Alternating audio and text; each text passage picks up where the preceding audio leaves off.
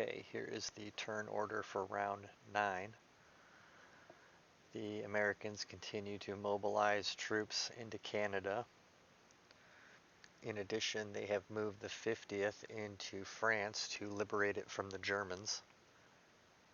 The Italian 111th has moved into the Baltics to support remaining German forces there, and the 108th has advanced into Belarus. The American 69th has finally landed in Russia, the Stalin rule no longer in effect. Russian troops have consolidated defensively in R5. Japan advances unopposed into R8 and consolidates some of their forces in R6. The Italians complete their subjugation of the African continent, taking the last 3 remaining territories there. The Japanese retake J10 again without any defense. That will be an automatic victory there. The American 64th lands in J16. The Japanese moved to their east coast, anticipating an American invasion that never came. The Japanese 62nd moves to retake J21. And lastly, the Americans move into P2. Those are actually American air commands there that were seeking to destroy the Japanese Navy.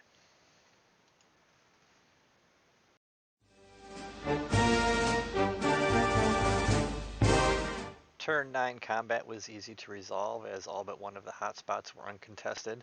The Americans easily took France. Russian troops barely hang on in the Baltics, keeping that territory embattled, while the Italians easily roll into Belarus. The Russians reinforce around the Moscow area, and the Axis takes a series of uncontested areas. The Italians finish off Africa. Japan claims R8 from the Russians and retakes J21 from the Americans. Russia accumulates the most stress this turn, taking a significant number of casualties and losing territory, and they have fallen into economic collapse.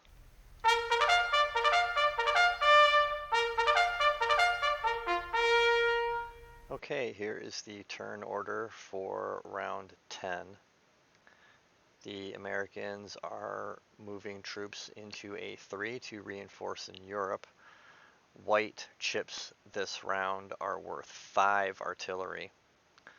The American 50th moves into Italy, attacking the Italian capital. Germany was left undefended this turn. The bulk of Axis forces in Europe move into the Baltics to hopefully finally secure that territory.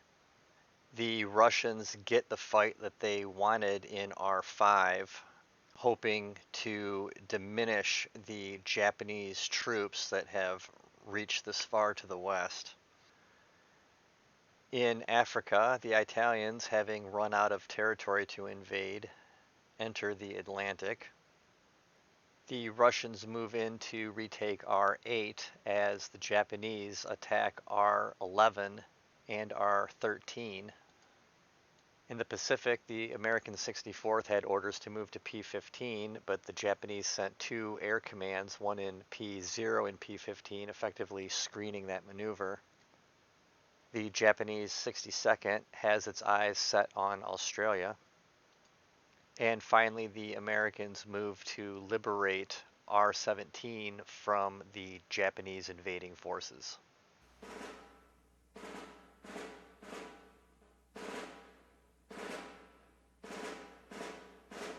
Okay, here are the results of round 10. The new American empire continues to grow, having taken advantage of former English territory. U.S. forces are occupying Italy, keeping that territory embattled. However, the Axis powers pushed Russia out of the Baltics and now control it fully. Japanese armor occupies R5, embattling that territory, as Russian forces stack defensively near Moscow.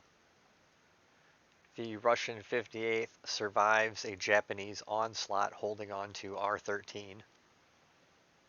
And finally, the Battle of R-17 ends in a near stalemate as Russian and American forces continue to stare each other down.